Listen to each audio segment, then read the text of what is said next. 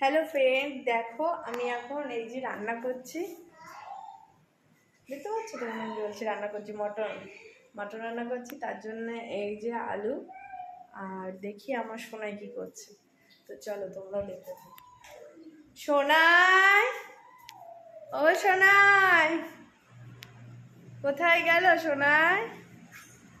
দেখি তো, এই যে এই যে সোনাই, কই কই কই দেখি।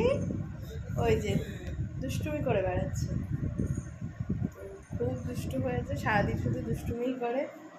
এই যে ঠিক আছে, দেখো দেখো দেখো আবার কি করছে দেখো। ঠাকুর ঠাকুর ঘরে চলে গেছে। কি হচ্ছে এখানে? কি এখানে কি তোমার কি দরকার? কি দরকার বলো? পুজো করবে এখন।